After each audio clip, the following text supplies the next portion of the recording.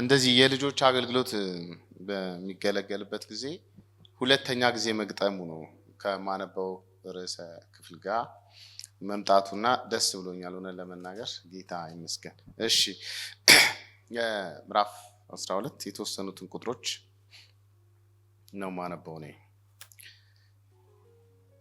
ከቁጥር 4 ጀምሮ ያለውን ማለት ነው። ከኃጢአት ጋር ስትታገሉ ገና ደማችሁን እስክታፈሱ ድረስ አልተቃወማችሁም። ልጆች እንደመሆናችሁ እንዲህ በማለት የተናገራችሁን ማበረታቻ ቃል ረስታችኋል። ልጄ ሆይ የጌታን ቅጣት አታቃል፣ በሚገስጽህም ጊዜ ተስፋ አትቁረጥ። ምክንያቱም ጌታ የሚወደውን ይገስጻል፣ እንደ ልጅ የሚቀበለውንም ይቀጣል። እግዚአብሔር እንደ ልጅ ይዟችኋልና። እዛ ቃስ እያልን ደግሞ እናነባለን። ይህ ክፍለ ምንባብ እንግዲህ በእኛ ቤተክርስቲያናችን ውስጥ እንግዲህ ለአንድ 2 ዓመት ዕብራውያንን እያስተማርን ነው። ወደ መጨረሻው አካባቢ ላይ ደርሰናልና አንዳንድ ቦታ ቀደም ብዬ የተለያየ ቦታዎች ውስጥ አካፍየዋለሁ። ይሄ ግን በዚህ ዓመት ውስጥ በጣም ለኔ ሌላ አይነት ብርሃን ነው በውስጥ የተቀመጠው። ምክንያቱም እኔ ዕብራውያን ምዕራፍ 12ን ብዙ ሰው ሲሰብከው ሰማለሁ፣ ብዙ ሰው አስተምሮታል። ብዙ ሰው በጣም የተወደደ ክፍል እና እኔም እንደነሱ ነው በቃ ምረዳው። ምንም የተለየ ነገር የለውም። ግን ያው ቆሜ አሁንም ማሳሰብ ነው ለእናንተ፣ በዚህ ለማሳሰብ ነው የመጣሁት። ስለዚህ የሚል ቃል ነው እንግዲህ ምዕራፍ 12 ላይ የምትመለከቱት። ስለዚህ የሚል ቀዳሚ ቃል ትመለከታላችሁ። ስለዚህ እነዚህ ሁሉ የሚል ማለት ነው። እንግዲህ ቀደም ባሉት ምዕራፎች ውስጥ እነዚህ የእምነት አባቶች የሄዱባቸውን መንገድና እምነትን እኛ በምንረዳበት መንገድ አይደለም ጸሐፊው የሚናገረው። በጣም ለየት ባለ መልኩ ነው ሲያነሳው የምትመለከቱት። ምክንያቱም ያመኑቱ ማለት ምን ማለት ነው፣ እምነትስ ማለት ምን አይነት ትርጓሜ በጣም በብዙ አይነት መልኩ ሲያስቀምጥ አይታችኋል። ምዕራፍ 12 ላይ ምዕራፍ 11 ላይ በጣም የእምነት አባቶችን ዘርዝሮ ምዕራፍ 12 ላይ ሲመጣ ለየት ባለ መንገድ ነው የመጣው። ምክንያቱም ምዕራፍ 10 ላይ በጣም ከባድ የሆነ አደጋን እነዚህ ሰዎች ተጋፍጠው ነበር። ምክንያቱም እምነትን ይሄ ኃጢአት ምናምን የሚሉ ቃላቶች አሉ፣ በኋላ መጣባቸዋል። ከኃጢአት ጋር ስትታገሉ የሚለው ቃል ብዙ ጊዜኛ ያው ኃጢአት ዝም ብሎ ይሄ መዘሞት መስረቅ ምናምን ዝም ብሎ የሥነ ምግባሩ ይመስለናልና ሙሉ በሙሉ እነዚህ ሰዎች ሙሉ በሙሉ እምነታቸውንና በአጠቃላይ ለእግዚአብሔር ያላቸውን ታማኝነት ሙሉ በሙሉ ሉዝ እንዳደረጉት ነው የሚናገረው። የዚህ ጸሐፊ በጣም የሚገርም በአንድ ሰዓት ውስጥ ነው ይችን አጭር ምክሬን ስሙ ብሎ የሰጠን እና በጣም በቅዱሳን መጽሐፍት ውስጥ የተጠቀጠቁ እውነቶች በጣም የሚገርሙ፣ እንደውም በጣም በተጠጋችሁ ቁጥር እየራቀ አውቀዋለሁ የምትሉት ሁሉ ጥቅስ እየጠፋባችሁ ነው የሚሄደው። እኔ መጽሐፉን በጣም እንግዲህ ትንሽ ተጠግቼ ለማየት ሞክሬያለሁ። ግን እንዴት ባለ መታዘዝና እምነትን እንዴት ባለ ሁኔታ ውስጥ እኛ አሁን እምነት ብለን የምናስበዋለን። እምነት ማለት የሆነ ነገር እንፈልጋለን፣ እንጸልያለን፣ እናገኛለን ነው። በቃ በዚህ ነው ትርጓሜው፣ እዚህ ላይ ነው የተቀነበበው ይሄ ትርጉም። ግን እንደዚህ አይነት ሐሳብ የለውም ጸሐፊው። እምነት ተስፋ ያደረግነውን ነገር እንደሚፈጸም እርግጠኛ የምንሆንበትና እውን መሆኑን የምንረዳበት ነው። ከዛ አባቶች የተመሰከረላቸው እነዚህ ናቸው። እንግዲህ አባቶች የተመሰከረለት እምነት የሚባለው ነገር አቤል የመጀመሪያውን ሲያነሳና አመነ፣ በድንጋይ ተወግሮ ሞተ ይለናል። ሄኖክ አመነ፣ ከእግዚአብሔር ጋር ሄደ ወይም ተወሰደ። ኖህ እንደውም የሚታየው ነገር ባለበት ሁኔታ ውስጥ ሆኖ የሚታየውን ነገር ሳያምን ያለውን ነባራዊ ሁኔታ ሳይመለከት ይመጣል ተብሎ ለታሰበውና ለእግዚአብሔር ቁጣ ራሱን ከዛ ቁጣ ለማምለጥ እንዴት እንዳዘጋጀና ከዛ መዳን ነው እምነት ነው የሚለን። አብርሃም ወዴት እንደወጣ እኔ ወደማሳይ ወደ የትኛው ምድር ነው የሚለው። እንደውም የሐዋርያት ሥራ ጸሐፊ እኔ ወደማሳይ ወደ የትኛው ምድር። አንዳንድ ጊዜ በህይወታችን ውስጥ ብሉፕሪንት እንፈልጋለን የእግዚአብሔር። ከዚህ ቀጥሎ ጠርቻለሁ፣ እንደዚህ ይሆንልሃል፣ እንደዚህ ይሆንልሃል፣ እንደዚህ ይሆንልሃል። እና እንግዲህ በየዘመናቱ ደግሞ ያሉ ነቢያት የሚባሉት እንዲህ ብለዋል እና እሱን ፊድ እንድንደረግ ይፈልጋል። እና አብርሃም እንደዚህ አይነት ብሉፕሪንት የለውም። ግን አመነ፣ እንደውም ጭራሽ የተገባለትን ነገር ሳያይ ሞተ። አባቶችም ይስሐቅም ያዕቆብም ዮሴፍም። ዮሴፍ በጣም የሚገርመኝ ገና ላላያት ምድር እነሱን ካመቻቸ በኋላ ከሞተም በኋላ አጽሙን ለነሱ ከምድረ በዳ እግዚአብሔር እንደሚጎበኛቸው የዮሴፍን አጽም ይዘው የወጡት አልገቡም። ከግብጽ ይዘውት የወጡ ሰዎች አልገቡም። በምድረ በዳ ቀርተዋል። ግን እየተከታተሉ እየተሸከሙ እንደው አረሱትም ወይ? ኢያሱ መጽሐፍ ምዕራፍ 24 ላይ ሲወርስ ታዩታላችሁ ገብቶ እና እምነት ማለት በጣም ብዙ አይነት ነገር ነው የሚያወራው። ስለ ሙሴ ቤተሰቦች፣ ስለ ሙሴ እናቶች፣ ስለ እናቱ፣ ስለ እህቱ፣ ስለ ብዙ ሴቶች እዚህ ይናገራል። ሙሴ ያለውን ነገር አለመጠቀም ነው ለካ እምነት ለሱ ሌላ ነገሮችን ማሰብ ሌላ ነገሮችን እና እምነት እንግዲህ በዚህ መጽሐፍ ውስጥ አንዳንዴ ማግኛ ነው፣ አንዳንዴ ማጫህ ነው፣ አንዳንዴ ያገኙት ትቶ መሄድ ነው። በጣም በርካታ አይነት መነጽሮችን ይሰጠናል መጽሐፉ። እነዚህ ሰዎች ሁሉ የተመሰከረላቸው ስለ እምነታቸው ነው።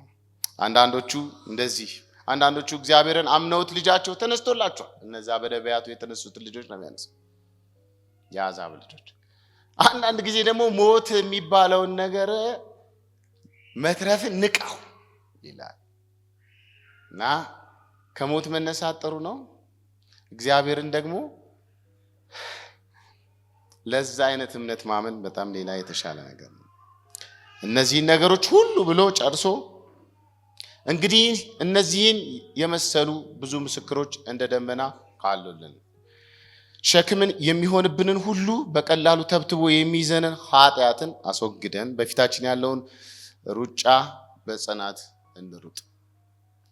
የእምነታችን ጅማሬና ፍጹም አድራጊው የሆነውን ኢየሱስን ተመልክተን እርሱ በፊቱ ስላለው ደስታ መስቀልን ታግሶ የመስቀልንም ውርደት ንቆ በአባቱ ዙፋን ቀኝ ተቀምጧል። እንግዲህ ዝላችሁ ተስፋ እንዳትቆርጡ። እነዚህ ሰዎች ተስፋ ቆርጠው ነበር ማለት ነው። ታክቷቸው ነበር። ያ ክርስትና ህይወት አንዳንድ ጊዜ ይታክታል፣ በደንብ ደግሞ ይታክታል። አሁን ይጣፍጣል የምትሉ ሰዎች የምትኖሩ ይታክታል። በጣም አታካች ነው። በጣም ክርስትና ይጣፍጣል የሚሉ ሰዎች ምናልባት በኃጢአት ውስጥ እየኖሩ ወይ ያላወቁት ሊሆን ይችላል ክርስትና የሚባለው ነገር እንጂ ክርስትና በጣም ደስ የሚያሰኝ እምነት አይደለም። ያው እግረ መንገዴን ለመናገር ያክል ምናልባት ዲቃላ እግዚአብሔር የማይቀጣው እንደ ልቡ እየኖረ ምንም የማይለው ከሆነ ለሱ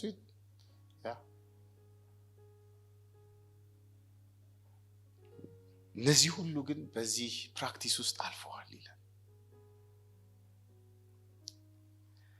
ስለዚህ ቀደም ባሉት የታማኝነት ምስክር ምሳሌ ማሳያ የሆኑትን አንባቢዎቹን በማበረታታት መልካም ህይወት የኖሩትን እነዚህን ሰዎች ያግዛቸዋል፣ ይረዳቸዋል። ለካ ሁሉም በዚህ አይነት መንገድ ተሰቃይቶ ነው የሄደው የሚለውን ዋናውን ነገር ደግሞ እንዲረዱ አይቷቸዋል። ምስክሮች ይህ ቃል እንግዲህ በክርስቶስ ኢየሱስ ባላቸው እምነት ታማኝነትም ሰማዕት የሆኑትን ነው የሚያነሳው። ቅዱሳን እንግዲህ ያዩታሉ፣ የቀመሱት መንገዱን ያዩት የቀመሱት የእግዚአብሔርን አመራር፣ የእግዚአብሔርን አካሄድ፣ ከእግዚአብሔር ጋር ያለውን ህይወት ያዩት የቀመሱት በህይወታቸው ተወራርደው ህይወታቸውን ያጡለት ደግሞ በቅፉ ወደ ተሰበሰቡት እነሱ ናቸው። እነዚህ ሰዎች ምስክሮች ናቸው። ቀድመው ሄደዋል፣ ጨርሰዋል፣ ገብተዋል እና ተመልከቷቸው። እነዚህን ህይዋቸው ጠቃሚ ናቸው አላለ። እነዚህ ደንበኖች ናቸው። የብርሃን አማኞች ኮንቴክስቱን ብነግራችሁ በጣም አንዳንዶቹ የማይጠበቁ ነገሮች ናቸው እኛ እንደውም ከምናየው በፊት እና እንግዲህ የአባቶች መልካም ስራ ምሳሌ ማድረግ በጣም ጥሩ ነው። ምሳሌ አድርጓቸው፣ ካሳለፉት ህይወት ተማሩ፣ ወቃሾች አትሁኑ ይላል ጸሐፊው ሲጀምር። በአባቶች በጣም ያዘኑ ይመስላሉ ብቻ ሳይሆን አዛኞችም ነበሩ። እንደውም ተመልከቷቸው፣ የፍሬያቸውን ስራ በጣም በርካታ ጊዜ ነው የሚጠቅሳቸው። እነዚህ ሰዎች በወቅቱ የነበሩትንም ራሱ ወቃሽ አትሁን፣ ካለፉት ሰዎች ወቃሽ አትሁን፣ ያለፉት ሰዎች ደግሞ በፊት የነበራቸው የክርስትና ህይወት አሁን ለኛ ማስፈራሪያ ሆኗል። ለአዲሱ ኪዳን ለአዲሱ ትውልድ አሁን በዚህ እኔ እንኳን እየሄድኩ ነው መሰለኝ፣ ግን ይሄ 20 ቤት 25 ቤት ላሉ ሰዎች ማስፈራሪያ ሆኗል። አቤት በፊት የነበረው የጌታ ክብር ይሉናል። አሁን የት ሄደ? ከሌለ በፊትም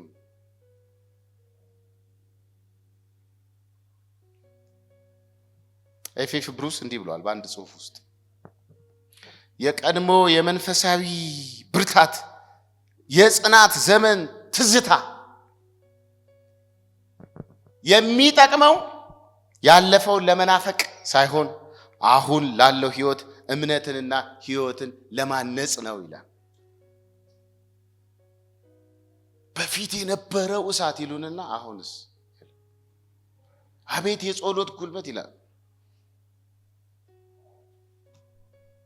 በጣም በርካታ በድሮ ትዝታ ውስጥ ነው የሚኖረው ብዙ ሰው፣ በባለፈው ነገር ውስጥ ነው የሚኖረው።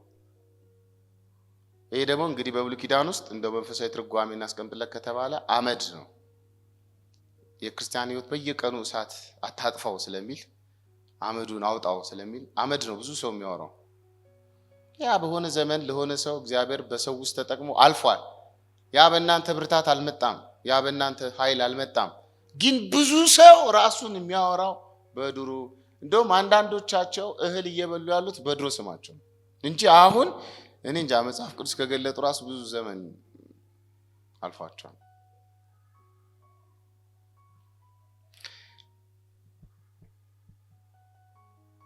በታሪክ ፊት ተወቃሽ እንዳንሆን አሁን ያለንን ጊዜ እንጠቀምበት፣ እንሩጥ። እንዴት? እንደ ብሉይ ኪዳን አማኞች ተአማኝ ናቸው። እነዚህ መስካሪዎች ናቸው። ሸክም ሁሉ ማስወገድ፣ ኃጢአትን ሁሉ መጣል፣ ወይም ደግሞ ይሄ እምነት አለመካድ የሚል ሐሳብ እሰጠዋለሁ። እኔ ሩጫን በትዕግስት መሮጥ፣ ክርስቶስ ኢየሱስን ማየት። እዛ በኋላ ምዕራፍ 12 ቁጥር 4 ከዚህ ጀምሮ እንተንት ከኃጢአት ጋር ስትታገሉ ገና ደማችሁን እስከ ማፍሰስ ድረስ አልተቃወማችሁም። ይሄ እኔ በፊት የሚገባኝ በጣም እኔ ኃጢአት ያስቸግረኝ ነበር። ይሄ የፕራክቲስ ኃጢአት ያው እናንተንም እንደሚያስቸግራችሁ ተስፋ አደርጋለሁ። የፕራክቲስ ኃጢአት በጣም ያስቸግረኝ ነበርና በየቀኑ ፕላን አደርጋለሁ። በዚህ መልኩ እንደዚህ አልዋሽም፣ አልሰርቅም ምናምን ባልኩ ቁጥር እንደውም በጣም ይበዛ ነበር። ድሮ በፊት ነገራችሁ ከሆነ አላውቅም። የ2000 ዓመተ ምህረት ላይ ሰውየው ሚሊኒየም ሲመጣ አንድ የሌሊት ኮንፈረንስ ተካፍዬ ነበርና ኃጢአታችሁን ሁሉ ሊስት አድርጉና አቃጥሉት አለ። እኔ 18 ኃጢአቶች ሊስት አድርጌ አቃጠልኩት። ሲነጋ በዛ እንደውም እና ይሄ በማቃጠል በምናም የሚሆን ነገር አይደለም። ይሄ ማጂክ ነገር አይደለም።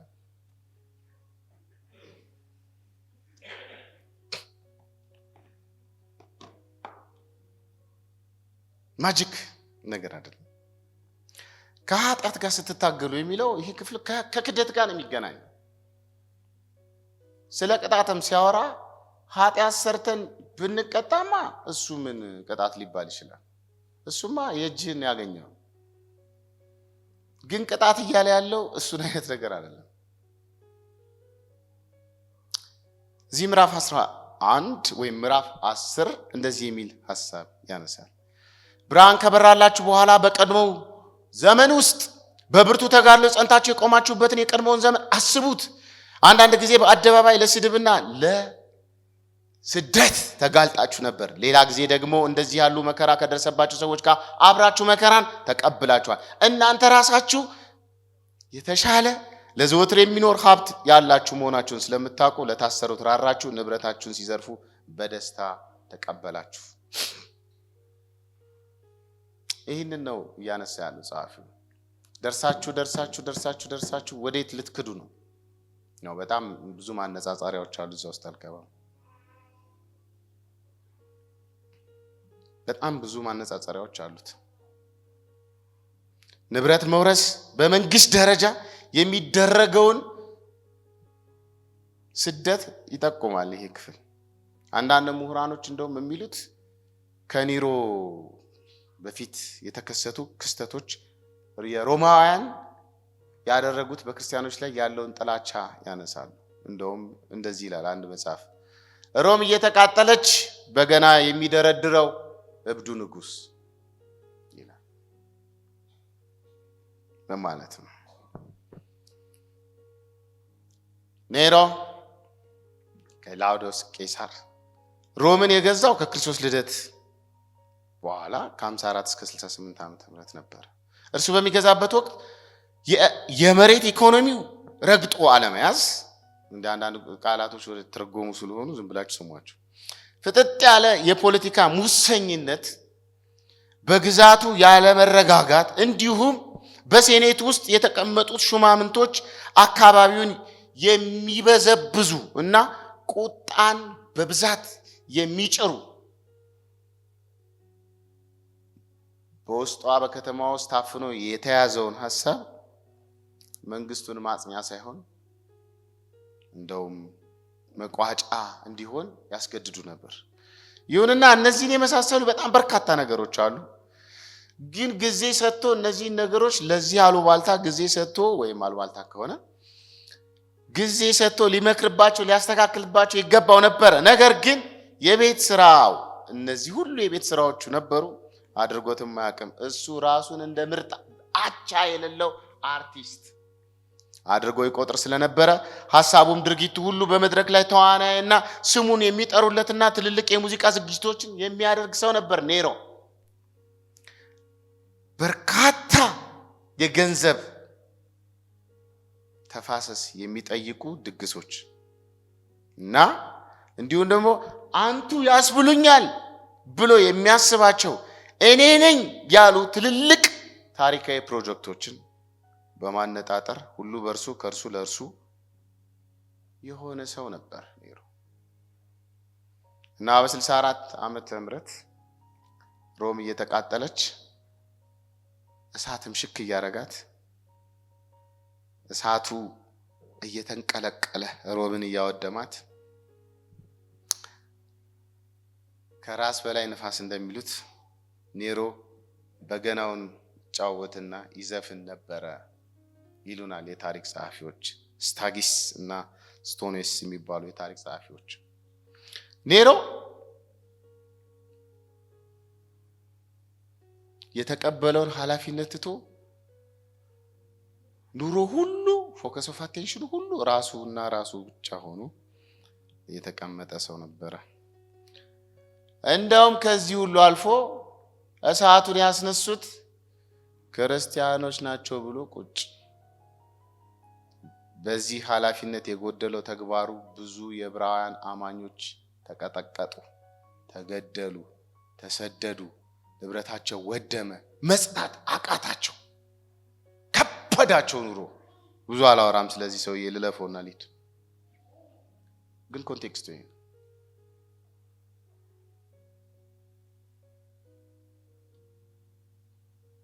በስደት ላይ ያሉ አይሁዳውያን ኢየሱስ ክርስቶስን እንዲመለከቱ እርሱ ስለናንተ ነውርን ንቆ በመስቀል ታግሶ እናንተን እያሰበ እናንተን እየተመለከተ በመስቀል ራሱን የመስቀሉ ጣሩን ሳይሰማው ውርደቱና በጣም በከፍተኛ ሁኔታ የነበረውን ስቃይ ሙሉ በሙሉ ረስቶት አይልም፣ ታግሶ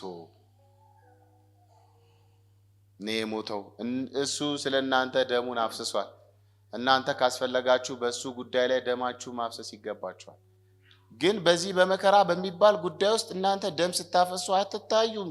እንደውም ገና ለገና እንትን ቡሃቃይ እንዲሞላ እያልክ ነው በየቦታውም ምናምን። ያው ክርስትና ለራሳችን ለግል ፍላጎት ማዋያ ብናረገው አይጠቅምም። የብዙ ሰዎች አሁን ግራ መጋባት ክርስትና ውስጥ መተው በጣም በርካታ ነገር እንደሚያገኙ ያስባሉ። ግን ግና ጥሪው ገፊ ነው። እግዚአብሔር ራሱ ሲጠራ ገፊ ነው እና ለምን ሁሉ ይሄ ሁሉ በዛ? መብዛት ጥሩ ነው፣ ግን እርሱ ተናቀ፣ ተጠላ። ሆኖም በታማኝነቱ ለአባቱ በመታዘዝ መስቀሉን ውርደት ታግሷል። መከራና ሐዘን ቢደርስበትም በሚመጣው የክብር የተጠለቀለቀ የክብር ደስታ ውስጥ ደስታው እኛ ነበር። በነገራችን ላይ ቅዱሳን እሱ ሌላ ጊዜ ደስታዎቹ እኛ ነበር። እኛን እያየ ነበር ኢየሱስ የታገሰው በመስቀል ላይ። ኢየሱስን አስቡት። ተስፋ እንዳትቆርጡ እንዳትዝሉ እግዚአብሔርን ፍቃድ ለመፈጸም የገዛ ራሳችሁን ደም እስከ ማፍሰስ ያስፈልጋችሁ ከሆነ ልትገፉበት ይገባችኋል። መጽሐፉ ይህንን ብሎ ወደ ቅጣት ወደ ተግሳጽ ይመጣል። ጸሐፊው ቅጣትን እንደ ጌታ ተግሳጽ በመመልከት ረገድ እንደ ክርስቶስ እንዲሆኑ እንደገሰጸው አይገባም። አንዳንድ ጊዜ ጌታ እግዚአብሔር ልጁን ወልድን እንደገሰጸው ለኛ ብሎ ለማሳየት ከምሳሌ መጽሐፍ ውስጥ ምዕራፍ 3 ቁጥር 11 ላይና ከምዕራፍ 12 ከ5 እስከ 6 ያለውን ክፍል በአንድ ላይ ጠቅሶ ለጸሐፊው ይሰጣቸዋል። የተጻፈ እንትን ነው ተብሎ ተጽፏል የተባሉ ነገሮች ናቸው በብዛት ያሉት። ጸሐፊው አይሁድ አማኞችን በእምነታቸው ጸንተው እንዲኖሩ ለማበረታታት የጠቀሰው ክፍል ነው ይሄ ክፍል። እና ታዲያ በዕለት ተዕለት ሕይወቴ የእግዚአብሔርን ተግሳጽ እንዴት ማወቅና ተገቢ ምላሽ መስጠት እችላለሁ? ተግሳጹስ ምንድን ነው? ጌታ እየገሰጸኝ ያለው ተግሳጽ ምን አይነት ነው የሚለውን ነገር ማየት ጥሩ ነው። የእግዚአብሔር ተግሳጽ ቅጣት አይደለም፣ ስልጠና ነው። የእግዚአብሔር ተግሳጽ በአማኞች ሕይወት ውስጥ እንዴት እንደሚሰራ በጥልቀት መመርመር ጥሩ ነው። ምክንያቱም ሳር ቅጠሉን ሁሉ ቅጣት፣ መስቀል፣ መከራ እያልን ስለሆነ እግዚአብሔር ያልሰጠንንም ያላሸከመንንም በራሳችን ስህተት በራሳችን ስንፍና የተሸከምነውን ነገር ሁሉ ክርስትና እያደረግነው ስለሆነ ልኩ ይሄ አይደለም። የክርስትና ልክ ይሄ አይደለም። ስታንዳርዱ ይሄ አይደለም። እውነታው ይሄ አይደለም። ተግሳጽ መጥፋትን ሳይሆን የእግዚአብሔርን ፍቅርና እንክብካቤ ነው የሚያሳየው። ምህረቱን ነው የሚያሳየው። እንደውም ለዛ ነው ከቁጥር 5 እስከ 6 ልጆች ሆይ ልጆች እንደመሆናችሁ እንዲህ በማለት ልጅ ማለት ሕፃን መሆናችሁን አይደለም ያለው። የእግዚአብሔር ልጆች ናችሁ በማለት የሚያበረታታችሁን የማበረታቻ ቃል ረስታችኋል። ልጄ ሆይ የጌታን ቅጣት አታቃል፣ ሲቀጣህ አታቃል፣ በሚገስጽ ጊዜ ደግሞ ተስፋ አትቁረጥ። እዛ በመከራ ዝለህ ተስፋ እንዳትቆርጡ ይላል። በመከራ ተስፋ እንዳትቆርጡ፣ በነፍሳችሁ ዝላችሁ ተስፋ እንዳትቆርጡ፣ በመከራ የጸናውን ስላንተ የታመነውን ስለናንተ የታመነውን ኢየሱስን አስቡት። በሚገስጽ ጊዜ ተስፋ አትቁረጥ፣ ምክንያቱም ጌታ የሚወደውን ይገስጻል፣ እንደ ልጅ የሚቀበለውን ይገስጻል። ከምሳሌ መጽሐፍ ውስጥ ነው ይህን ሐሳብ የመጣው። የእግዚአብሔር ተግሳጽ በቀላሉ የሚታለፍ ወይም የሚተው እንዳልሆነ ለአንባቢው ማሳሰብ ነበረበት እና እያሳሰበ ነው። ሲገስጽህ ሲቀጣችሁ ባይዞ ቤተክርስቲያን ብዙ ያልተወለዱ ልጆችን ለማሳደግ ነው እየተሯሯጠች ያለችው። በጣም ብዙ ጴንጤ ዳግም አልተወለደም። በዚያ በድፍረት ነው የምናገረው። እሁድ ኢየሱስ ጌታ ነው ምናምን ይላል፣ ሰኞ ሌባ ነው። በቃ ይሄን አይነት ክፉ ማህበረሰብ ነው ያፈራችው ቤተክርስቲያን በነገራችን ላይ በጣም አሁን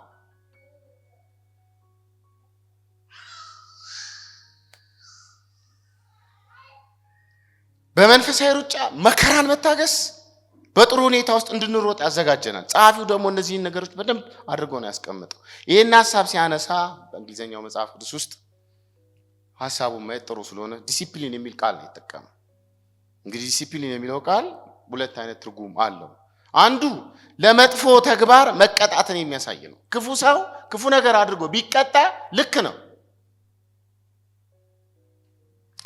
ሌላኛው ትርጉም ግን ማረም፣ ማሰልጠን፣ ማጠንከር፣ ማስዋብ፣ ንጹህ ማድረግ ምናምን። አሁን አንዳንድ ቤተክርስቲያን ክብሩ ይምጣ ትላለች እና ክብሩ እንዴት ነው የሚመጣው? እናንተ ካልተቀጠቀጣችሁና እናንተ ልብ ውስጥ ያለው ትዕቢትና ምናምን ካልጠፋ ምን እንኳን እግዚአብሔርን ፍቅሩን ቸርነቱን የሚያሳይበት ቦታ ካላገኘ እንዴት ይሆናል ክብሩ?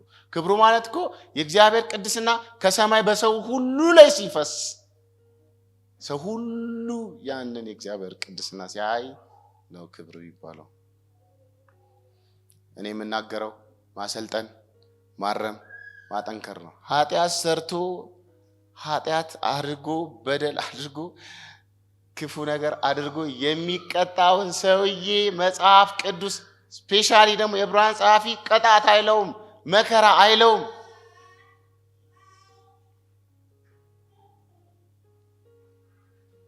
ጌታ የሚወደውን ነው የሚቀጣው።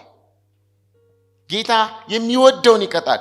ይህ አንደኛው ምልክት ነው። በነገራችን ላይ አማኞች በእምነታቸው መከራ ውስጥ በገቡበት ወቅት የሚቀበለውን ሁሉ ይቀጣዋል። የሚወደውን ይቀጣዋል። ጌታ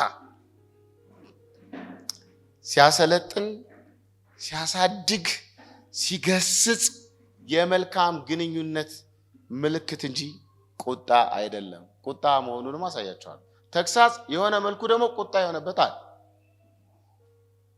በመጽሐፍ ቅዱስ ውስጥ ተግሳጽ ማጥፊያ ሳይሆን ማስዋቢያ ነው፣ ማለምለሚያ ነው። ቆንጆ አድርጎ በቅድስና ቆንጆ አድርጎ ወደ እግዚአብሔር የሚያደርሰን እሱ ነው። ሰዋዊ ወላጆቻችን እንኳን የሚወዳቸው ልጅ ባይኖርም ስለሚወዱት ልጅ ገርፋል። እኔ የሰው ልጅ ገርፌ አላውቅም። በእኔ ህይወት ውስጥ ሁለት ነገር ተከስተዋል። በጣም ነው የሚገርመኝ። የኔ አባት ወላጅ አባቴ ቢጫ ከዘራ ይዞ ከተማ ውስጥ ከታየ በቃ ማታ እኔ እንደሚቀጣ እርግጠኛ ነኝ። ጥፋት አጥፍቻለሁ ማለት እየፈለገኝ ነው፣ መታገስ አቅቶት። ከዛ እሱ ሞተና ደግሞ እንጀራ አባቴ ጥፋት አይደለም ከተማዋን ሁሉ ባቃጠላት ትዝም አይልም። በቃ በጣም ነው የገባኝ። ለካ ትኩረት ማድረግ እና እግዚአብሔር ትክክለኛ እንደ ልጅ አድርጎ ስለተቀበለን ስለሚወደን ነው ለካ የሚቀጣን። ምን አይነቱን ቅጣት? ኃጢአት ሰርተን የምንመላለሰው ነው እሱን አላለ። እሱን ንስሐ ገብተን ቅጣታችንን መቀበል። እሱ ቅጣት አይባል። ኃጢአት ሰርቶ ሰው ሲቀጣ ልክ ነው፣ ጥሩ ነው።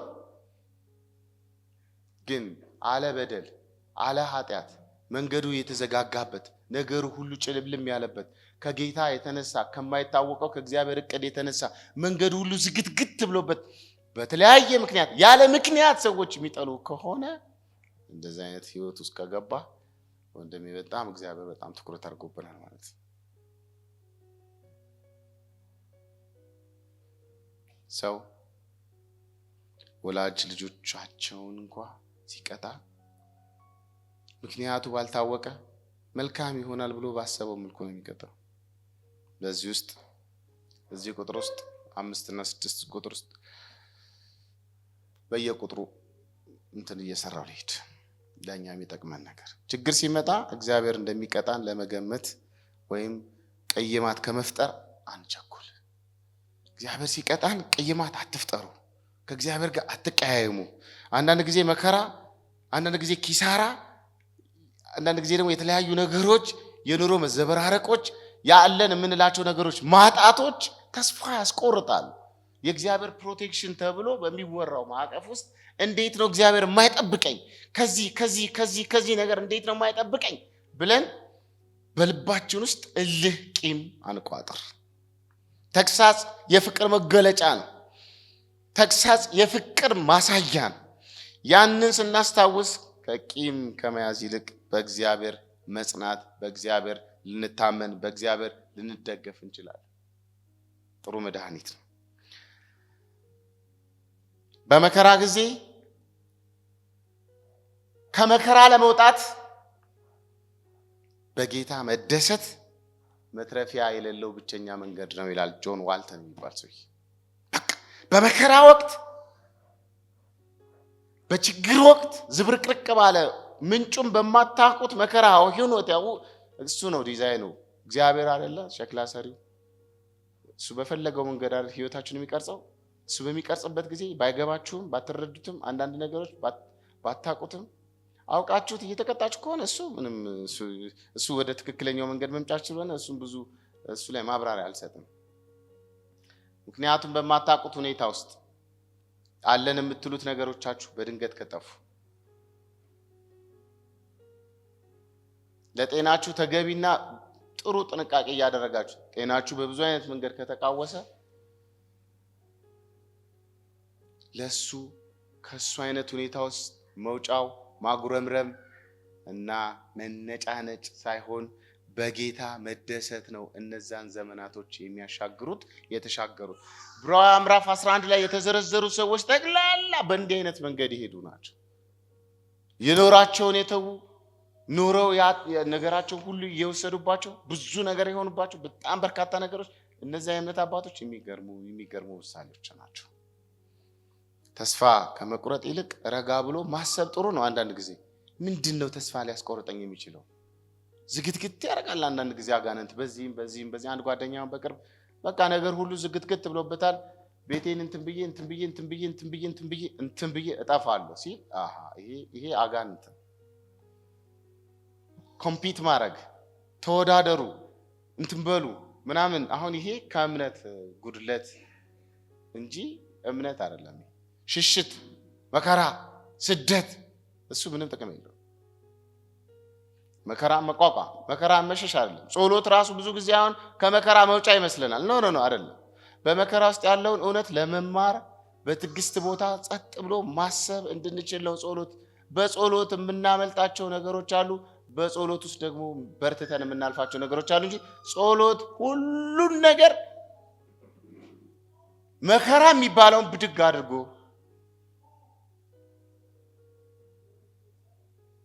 በጸሎት የማይቻል ምናምን የሚል በጸሎት ሁሉም አይቻልም ልበል እንዴ? ያ ጌታ ኢየሱስ እኮ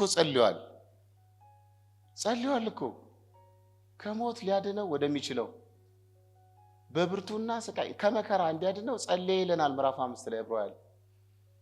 እና ከመከራው ኢየሱስ ተማረ ይለናል። ምንድነው የሚማረው? እኛ ልጅ ሳንሆን በተገቢው መንገድ ሳንሄድ ስንቀጣ ነው ምንማረው በመከራ አይደል? እሱ ግን ተማረ የሚለው ምኑን ነው? ከሴት የተወለደ እግዚአብሔርን በፍጹም ልብ በሙሉ መታዘዝ እንደማይችል ነው የተማረው። ምክንያቱም ሰው አይችልም።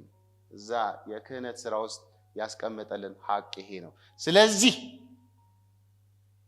በጌቴሴማኒ በዛ ሁሉ ሲቃ ውስጥ ያስቀመጠው ነገር አንዳንድ ጊዜ እግዚአብሔር ዲሲፕሊንድ ሲያደርጋችሁ ለቅዱ ለዓላማው ስለሚወዳችሁ እንጂ ስለሚጠላችሁ ለማድቀቅ አይደለም። ተስፋ አንቁረጥ። ሲያስተካክለ ተስፋ አትቁረጥ።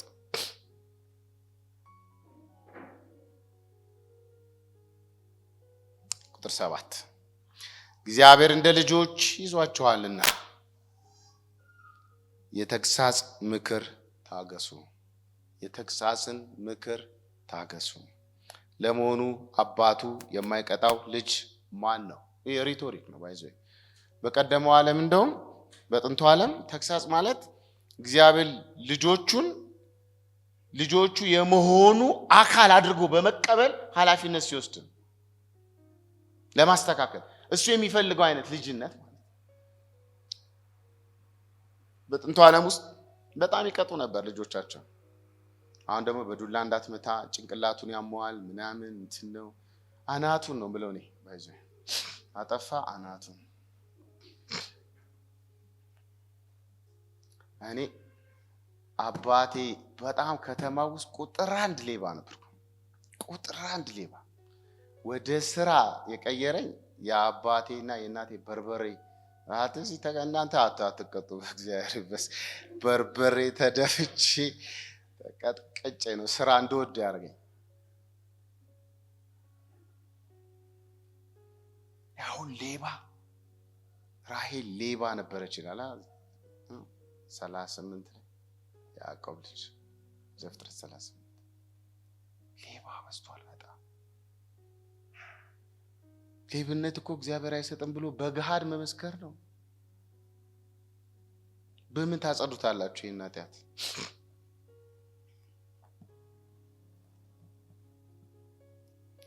እና እንቀጠቀጥ ነበር። በመንፈሳዊ ህይወት ውስጥም ተመሳሳይ ነው። እግዚአብሔር ተግሳጽ ያረጋል። አጥፍተን ነው የምንቀጣው ድሮ አባቶቻችን። እግዚአብሔር ግን እያለው አጥፍታችሁ አይደለም፣ ለራሱ እቅድ፣ ለራሱ ዓላማ፣ ለራሱ መንገድ እና በጣም ዓላማው ከፍ ይላል። በኋላ መጣበታል። ከሱ ዓላማ አንፃር ነው የሚቀጣ። ታገሱ። ትታገሱ ዘንድ ይላል። ትታገሱ ዘንድ ደስ የሚል ቃል። ትታገሱ ዘንድ የእግዚአብሔር ልጆች መሆናችሁን በምን ይታወቃል? በቃ ቀላል በተግሳጽ ምላሹ ምን ውስብስብ አይደለም። የምን አይነት ተግሳጽ? አጥፍተህ የምትቀጣው አይደለም። እሱን ለመምሰል በሚሄደው መንገድ ሁሉ የሚገጥመኝ ችግር እሱ መከራ ይባላል። የተግሳጽ ምክር ታገሱ። በአስከፊ ስደት ውስጥ መታገስ ይቻላል? አዎ ይቻላል። በአስከፊ ሁኔታ ውስጥ ታግሰው ያለፉ ሰዎች ነበሩ። አዎ ነበሩ። የት? ራዕይ ምዕራፍ 6 ላይ ማየት ትችላላችሁ። 5ኛው በጉ ማዕተቡ ሲፈታ ስለ እግዚአብሔር ቃል የታረዱት የሰዎች ነፍሶች ያያል ጸሐፊው።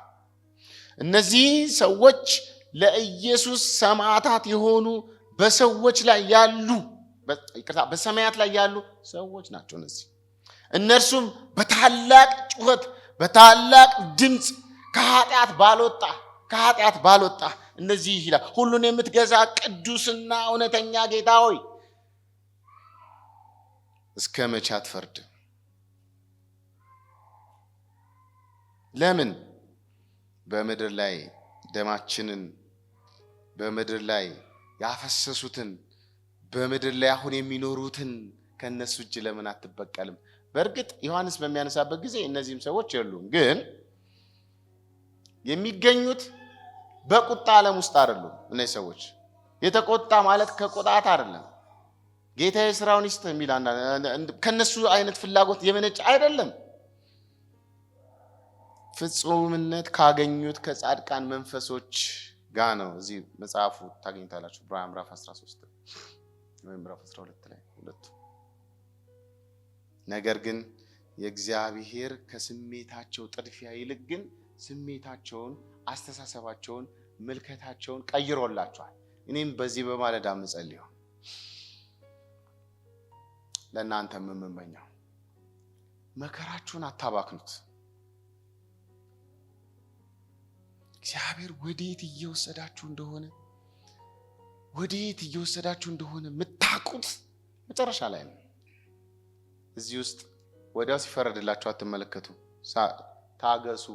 እቺን ነው ማውራት የፈለኩት። ጥቂት ታገሱ።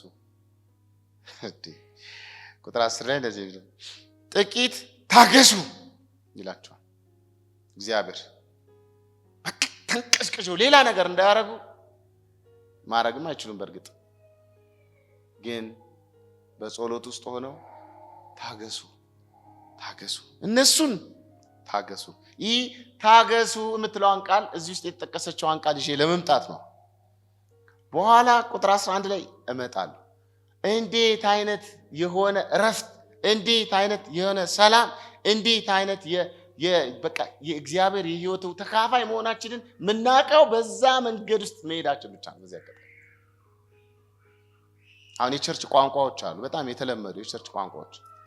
የቸርች ቋንቋዎችን በማለት ሁሉም ሰው ይላቸዋል። ብዙዎቹ እንደው የማያውቋቸውም ሰዎች ይሏቸዋል። ታገሱ። ቁጥር 8 ልጆች ሆይ በሚቀጡበት ቅጣት ተካፋይ ካልሆናችሁ ዲቃላዎች እንጂ ልጆች አይደላችሁ። ልጆች በሚቀጡበት ቅጣት ተካፋይ ልጆች ሁሉ እዚህ ምድር ውስጥ ያለ ልጅ ማለት ነው። በእርግጥ በዋነኝነት እነሱ የራሳቸውን ነው የሚያነሳው። የአይሁድ ዲቃላ ማንም የሰው ልጅ አይቀጣም። ተግሳጽ ከሌላ የህይወታችን እንደ በጣም ጥሩ ነገር አድርገን እንድናየው በጣም ከምፈልግበት መንገድ አሁን እኔ እግዚአብሔርን የሚያመልክ ብዙ ሰው አለ። አብሶ በመዝሙርም በምንም ግን ከምር ለመሆኑ በምን ታውቃለህ ብባል እኔ አላውቅም። ማለት እንግዲህ አንዳንዶቻችንን ምን እንደሚያስደርገን ማለት ምን እያደረገን ነው የሚለው ነገር እኔ አሰበኝ። የሆነ ሆኖ ግን እርማት ላይ ስልጠና ላይ እንደሆንኩ ትሬኒንግ ላይ እንደሆንኩ እያሰብኩ ከሆነ እግዚአብሔር እያሰለጠነኝ እያሳደገኝ መሆኑን ሳስብ በጣም ነው የምገረመው። ተግሳጽ በህይወታችሁ ከሌለ፣ እርማት ከሌለ እግዚአብሔር በእድገታችሁ ላይ ምንም አይነት ኢንቨስትመንት የለውም ማለት። በጣም ለዛ ነው ብዙ ህፃን የበዛው። ፓራዶክሳል ፓራዶክሳል ችግሮች አሉበት።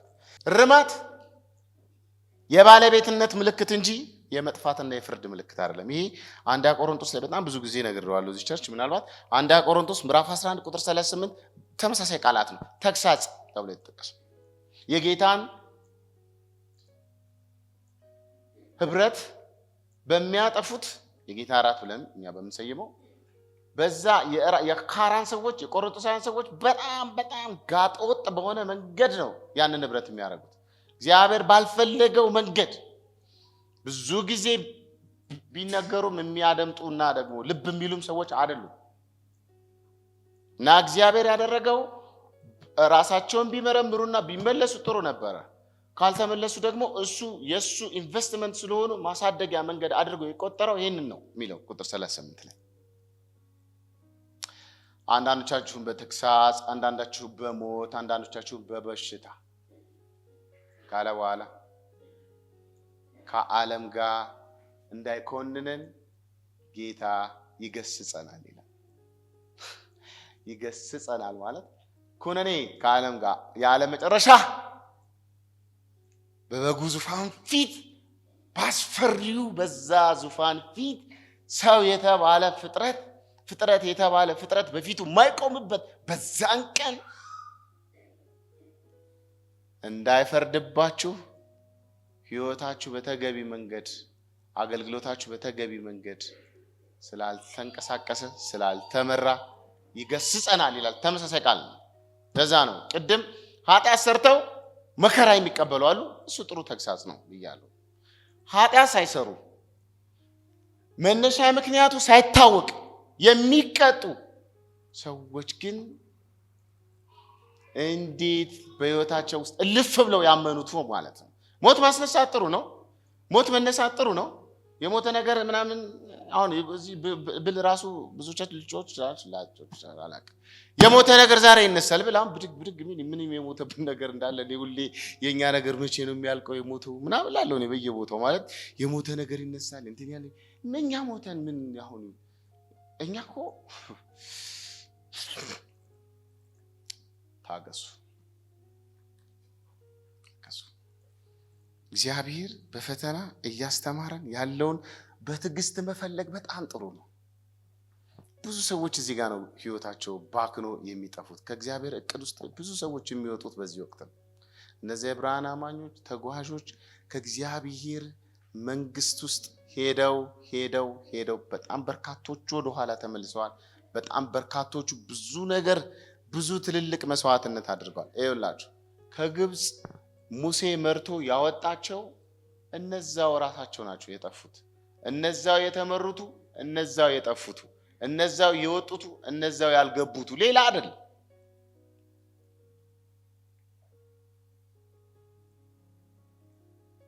በተግሳጽ ውስጥ ማድመጥ እግዚአብሔርን እኛ መንፈሳዊ ምክንያቶች ይበዙብናል። በጣም መንፈሳዊ ምክንያቶች አሉ፣ በጣም በርካታ። የዘር ማንዘርህ እንትን ነው ይላል፣ የሆነ ነገር ነው ይላል እና በጣም ብቻ ያስቸግራል። ድክመቶቻችንን ሁሉ የሚገልጹ አይደለም ተግሳጾች። እንደውም ምናልባት በልባችን ውስጥ የታሰረውን ኩራት ዝቅ ለማድረግ እና ብዙ ትዕግስትን፣ ብዙ መጽናትን፣ ብዙ መጽናናትን በእኛ ልብ ውስጥ ያመጣል። ጌታ ሆይ በዚህ መከራ ውስጥ፣ በዚህ ፕሮብለም ውስጥ፣ በዚህ ሁኔታ ውስጥ ምንድነው የምትለኝ? ምንድነው የምትነግረኝ? ህይወቴ እኔ በጣም በብዙ በጾም ጸሎት በምናምን በጥሩ ሁኔታ ሄዳለሁ። ነገሮች ግን እኔ እንደማስባቸው አይደሉም። በዚህ ሁኔታ ውስጥ ምን ማገልገል ምንም ጥቅም የለውም ብሎ እኮ እነዛ ተስፋ የቆረጡ ሰዎች እኮ እንደኛው በእኛው ዘመን የነበሩ ሰዎች እኮ ናቸው። ክፉዎቹ ሲሳካላቸው፣ መጥፎዎቹ በቃ ሄደው ብዙ ነገር ሲሆኑ እግዚአብሔር ማገልገል እንደነሱ ነው አለ። ህዝቡ በቃ ተነሳና እግዚአብሔርን የሚያገለግል እንደነሱ ነው እንጂ ምርጥ አገልጋይ ማለት እንደንተና ነው እንጂ እና አገልግሎት ውስጥም ያሉትም ሰዎችም ሁሉም ተስፋ ቆረጡ። ተስፋ አንቁረጥ። ጌታን በዚህ ሁኔታ ውስጥ ምንድነው የምትነግረኝ ብሎ ጊዜ መስጠት መጸለይ ጥሩ ነው። ቁጥር 9 ከዚህ በላይ እኛ ሁላችን የሚቀጡን ምድራዊ አባቶች ነበሩን፣ እናከብራቸዋለን፣ እውቅና እንሰጣቸዋለን። አባታችን ብለን እርክግንዝ እናደርጋቸዋለን።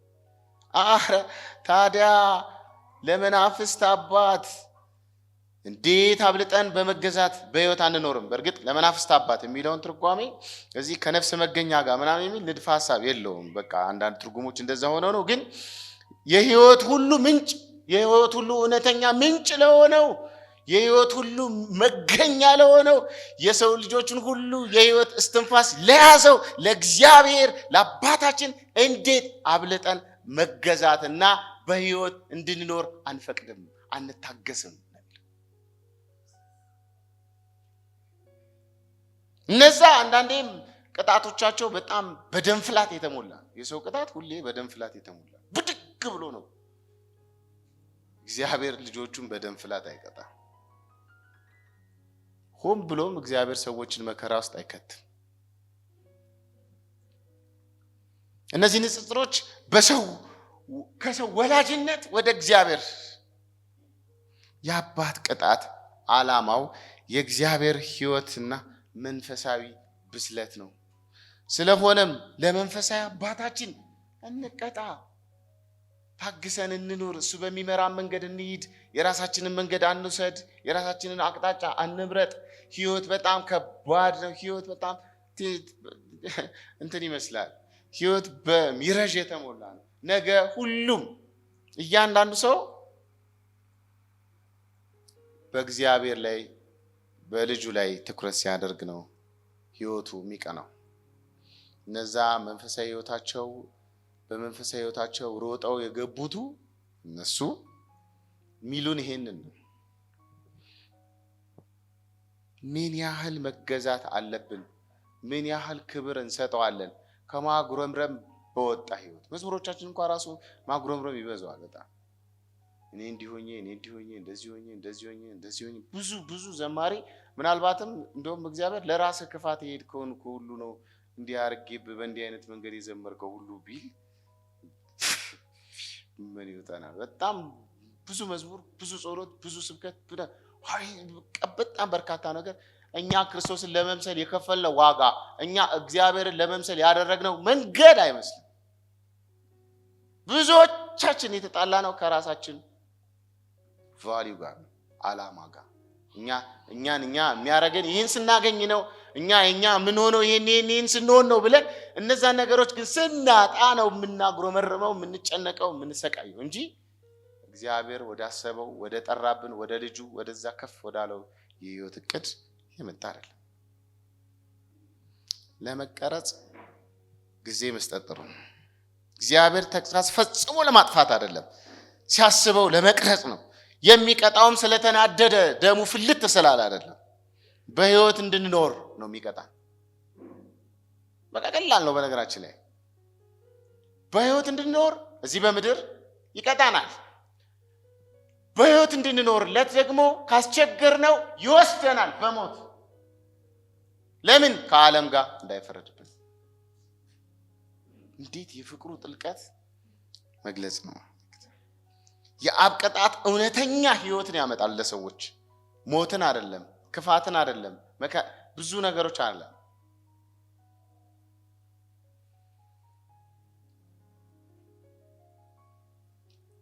ቁጥር 10 እግዚአብሔር አምላክ አስተሳሰባችንን ወደዚህ ነገር ይቀየራል። እየመራኸኝ ያለኸው ወዴት? ኃጢአት ሰርተን አይደለም፣ ክፉ ነገር እያደረግን አይደለም፣ የተከለከለውን ነገር ሁሉ እያደረግን አይደለም። ግን እግዚአብሔር በእኔ ላይ በዚህ ዘመን ላይ ለዚህ ትውልድ በቤቴ በኑሮዬ በህይወቴ በዚህ ቅዱስ መንግስት በምን አይነት መንገድ ነው ምናምን እያልን እንድናስብ የገጠመንን ነገር ሁሉ ከዛ አንግል እንድንመለከት ደግሞ እግዚአብሔር አቆጣጠራችንን ያስተካከል። ቁጥር 10 አባቶች መልካም መስሎ እንደታያቸው ለጥቂት ጊዜ ይቀጡን ነበር። ቅድም እግዚአብሔር ግን የቅድስናው ተካፋዮች እንድንሆን ለእኛ ጥቅም እቺ ነው መርሳት የሌለብን ሲል ይቀጣናል። ዲሲፕሊን ያደርገናል። የምድር ወላጆች በውስን ጥበባቸው እንደተሰማቸው እንደታያቸው የእግዚአብሔርን ተግሳጽ ሁሉ ጊዜ በቃ ለፍጹምና ለጥሩ ዓላማው እንደሆነ መጽሐፍ ይነግረናል። ብዙዎቹ ግን በጣም በዚህ 2 ዓመት ውስጥ በጣም በተለያየ ቦታ ለማሰልጠን በሄድኩባቸው ጊዜያቶች ውስጥ አባቴን ይቅር አልለውም አለ። አባቱ ከሞተ 20 ዓመት ሆኖታል። እናቴን ይቅር አልላትም የሚል ክርስቲያን አለ። በእርግጥ በጣም በህይወታችን ውስጥ አንዳንድ ሰዎች ክፉ በቃ አጋንንት ይሻላል ብዙ ነገር አድርገውብን ሊሆን ይችላል። እነሱ ላይ የሉም። ቅጣታቸው ግን አለ፣ ፍርዳቸው ግን አለ፣ ክፋታቸው አለ። ተሸክመናቸው ነው የምንዞራቸው። እነሱን ትተን እነሱንም ይቅር ብለን እኛ ወደፊት መሄድ አልቻልንም። አሁን ላለንበት ነገር ያነቀን የነዛ ነገሮች እና መግቢያዬ ላይ የኋላውን ታሪክ የኋላውን ሰዎች የኋላ ነገር ሲነሳ ለመሄድ ለአሁን ህያውነት እንጂ የዱሮ ነገሩን እያሰቡ እዛው ለመቅረት አይደለም። የአባቶች ቅጣት ሊጎዳ ይችላል። እንደኔ በቢጫ ከዘራ እልም የተደረገ ብረት ኖራት በብረቱ ውስጥ ቢጫ ከዘራ እንትናን ሁሉ አቃታለሁ። በቃ የሆነ ቅርጿን ራሱ ምናምንና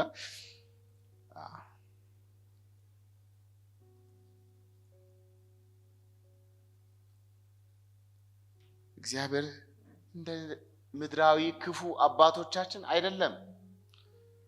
እናንተ ለልጆቻችሁ ክፉ ሆናችሁ እናንተ ክፉ ሆናችሁ ከፍጥረታችሁ ለልጆቻችሁ ጥሩ ማድረግ ከቻላችሁ እግዚአብሔር ለኛ መንፈስ ቅዱስን ሁልጊዜ ይሰጠናል የሚለው ክፍል ዓላማው ግልጽ ነው። ከቅድስናው እንድንካፈል አባቶች ልጆቻቸውን የሚቀጡበት መነሻ ሐሳብ ለፍቅር ነው። ለአባቶች ፍቅር፣ ለልጆች ጠቀሜታ፣ ልጆች እንዲ እግዚአብሔር ፍቅር ስላለው ሰዓት አለኝ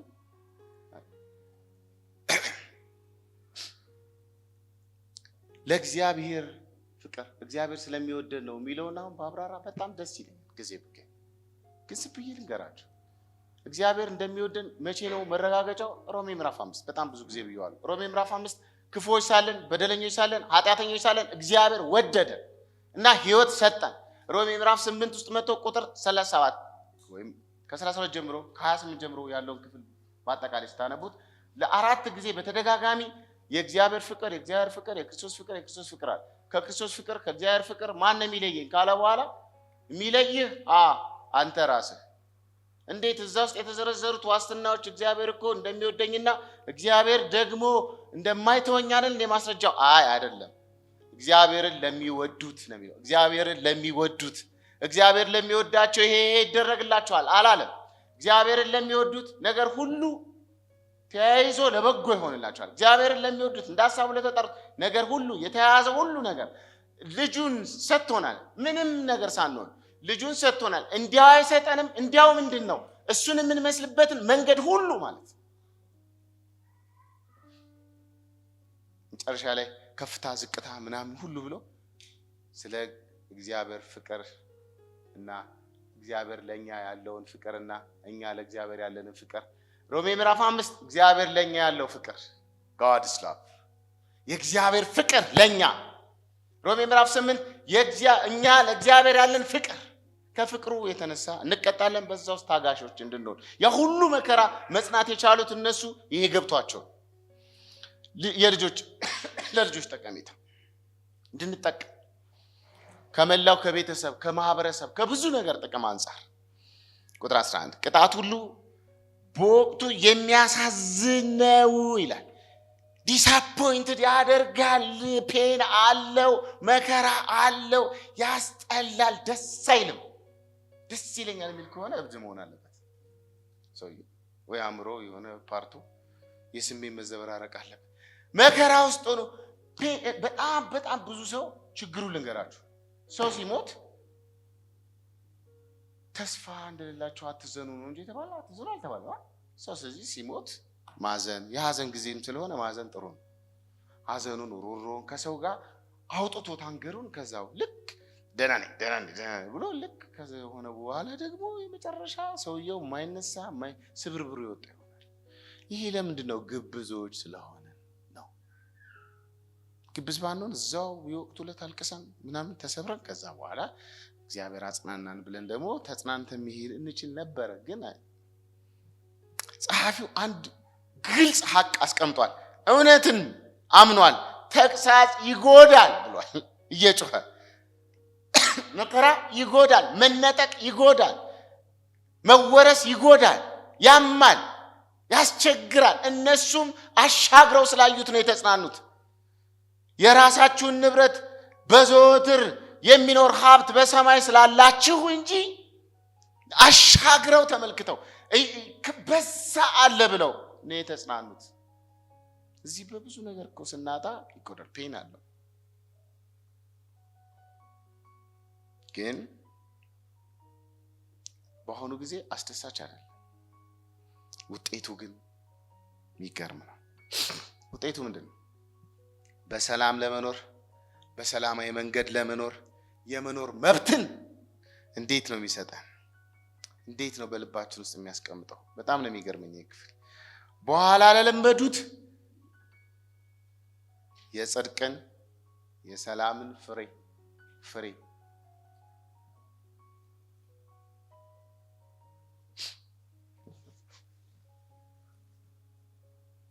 ይሰጣል።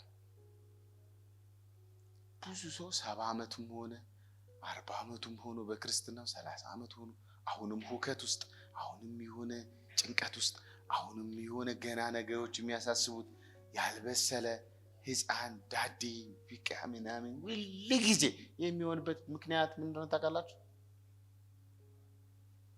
አንዴ ጥርጋጎ የተመደበለትን መከራ ቢወስድ ኖሮ ወደ ሌላኛው ስቴጅ ያድግ ነበር። በጸሎት የሚቀየር ነገር የለም። በጸሎት መከራዎችን እንድትቋቋም እንጂ እንድታመልጥ አልተፈቀደልህ። አንዳንድ ጸሎቶች እንደውም ኃይል ማግኛ ሳይሆኑ ኃይል ማጫ ናቸው። አንተ በእግዚአብሔር ፊት ኃይል ታገኛለህ። አንተ ደግሞ ስለ እግዚአብሔር ያለ የተዛባ አመለካከት ሁሉ አጣ የምትነሳበት ነው። እግዚአብሔር ተግሳጽ የመጨረሻው ግብ እንዳለው ደግሞ እናስታውስ። ግብ አለው። ቅድስና፣ ጽድቅ፣ ሰላም። ይሄ ነው ሐሳቡ። የእግዚአብሔር ዓላማ ሁሉ ጊዜ መልካም ነው። መልካም ነው። ልክ እንደ አንድ ወላጅ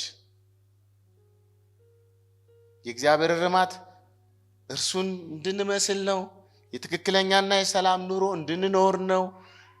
በቅጽበት ደግሞ አይመጣም። ይሄ በሂደት ውስጥ ነው። የመታረም ሂደት ድንገት አይመጣም። በቅጽበት ፕሮሰስ ነው።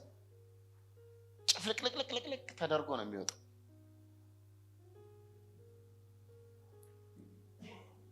እግዚአብሔር አማኞችን የጠራበት ግብ ቅድስና ነው። እርሱን ዘወትር የሚያመጣው ደግሞ ያንን ህይወት የሚሰራው ደግሞ በመከራ በተግሳጽ ነው። እይታችንን እንጠብቅ። እቺ ቁጥር ተናግሬ ጸልያለሁ። ቁጥር የለውም በእርግጥ ሐሳቤ ነው። እይታችንን ትሪ አባቶች ለአጭር ጊዜ ነው የሚቀጡ። ካገባን በኋላ አይቀጡንም እንጂ ሰው እስክንሆን ነው። የእግዚአብሔር ተግሳጽ ለዘላለም ያዘጋጀናል። ለዘላለም ህይወት በዚህ በምድር ላይ በተስተካከለ በጥሩ ኑሮ ብቻ አይደለም፣ ስክን ባለ ኮንተንትድ በሆነ እርክት ባለ ርፍ ባለ ኑሮ እንድትኖሩ ትፈልጋላችሁ? እግዚአብሔር ለህይወታችሁ ያቀደውን የየግል ነው እቅዱ። አይለያይ ማለት ጥቅል ቢመጣም የየግል ነው። ድክመታችን ስትሬንግዛችን በተለያየ ጊዜ ስለሚለያይ ጊዜ ሰተን እነዛን ነገሮች ማድመጥ። መጮህም ብዙ ጊዜ አንዳንዴ ጥቅም የለውም። በጩኸት ብዙ ነገሮችን ማምለጥ አንችልም። ዘላቂ ኃይል፣ ዘላለማዊ እድል ይሰጠናል። ጽናት፣ ትዕግስት የምትለው ቃል እነዚህን ቃላቶች ነው ቅድም ያልኳቸው ጋር የወሰድኳቸው። ልጄ ሆይ ዛሬ ላይ እንድትደርስበት ያደረጉህ የትናንቱን መንገድ አትርሳ። የምትሄድበት እንዳይጠፋ የመጣበትን መንገድ አትዘንጋ ይላል እግዚአብሔር። እዚህ እንዳደረሰን አንዳንዶቻችን በብዙ ፌቨር ነው እዚህ ያደረሰን።